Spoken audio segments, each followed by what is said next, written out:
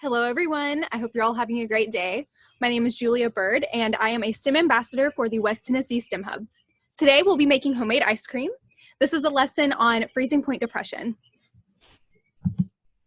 So the materials you will need for this project are table salt, a lot of it, ice, water, a Tupperware bowl with a lid that secures very firmly, cups of non-dairy coffee creamer. Today I'm using the Coffee Mate Originals, but for a tastier ice cream, I would recommend the International Delight French Vanilla. And you will also need the smallest spoon you can find in your house.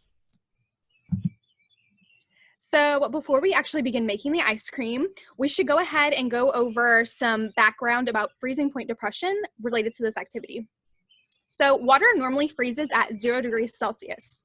Here in America, we like to use Fahrenheit. So 0 degrees Celsius is 32 degrees Fahrenheit. Scientists like to use Celsius because Celsius is used worldwide. And adding water to salt, such as we will do in this activity, lowers the temperature that water freezes at. So that means that we can get the water colder before it actually freezes. The low temperature around the coffee creamer is going to help our creamer actually freeze and become ice cream faster than it would in the freezer.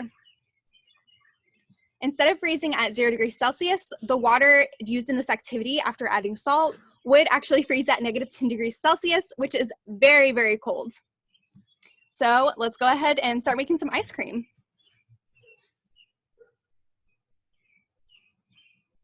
Okay, so first things first, you are going to go ahead and grab your Tupperware bowl, as so.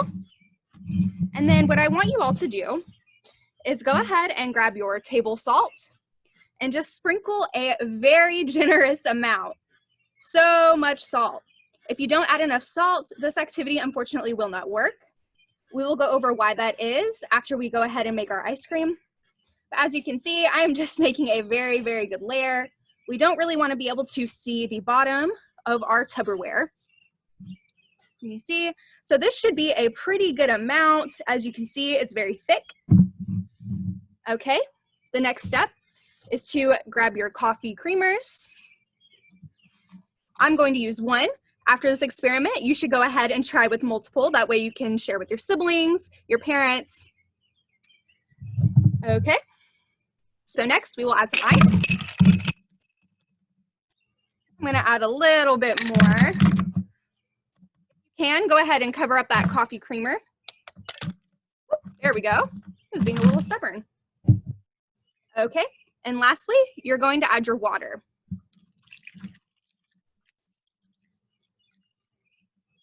Alrighty then. We are going to put our lid on our Tupperware bowl. Make sure it's all the way on there because we don't want to spill it on ourselves, our friends, our computers, all of that good stuff. Okay, so go ahead and look at the bottom. You can see a bunch of salt. Our goal right now is to mix it to where we can't see any more salt. Okay, that's looking pretty good. We will want our water to look a little bit cloudy. As you can see, our water looks pretty foggy here. I'm just gonna look at it. I think mine could actually use a little more salt, surprisingly. Going to sprinkle a little bit here on top. All right. We really wanna make sure we get that salt in the water. Okay. Now our water looks very cloudy indeed. All right, perfect. So what I want you all to do is give your tubs a good shake. We're gonna shake them for 5 minutes. And then at the end of our 5 minutes, we will check back in. Okay, everyone, it's been 5 minutes. So let's go ahead and do the reveal. So I'm going to take the lid off the Tupperware. And let's see, we've got our coffee creamer here. Give it a shake. Let's see, it sounds pretty solid. Let's go ahead and check it. Hey, there we go. We have our ice cream. Can you all see that? Not a liquid at all. Okay, let's try it. Woo! There we go. Awesome. Okay, so you have your homemade ice cream. Congrats. Go ahead and give us a like, comment if you like your ice cream.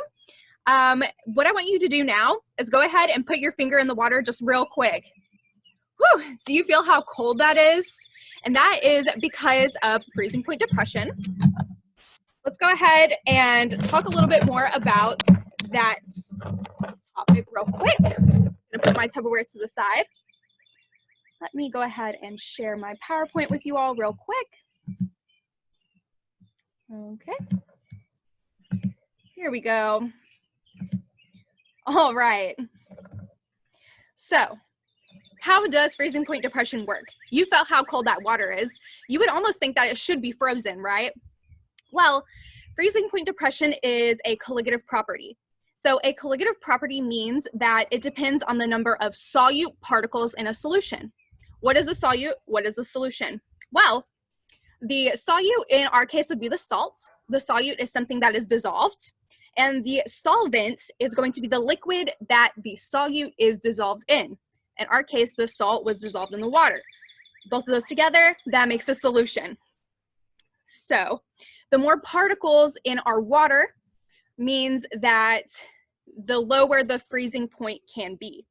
So a colligative property, again, means that the more particles in the solvent, the lower the freezing point depression will be.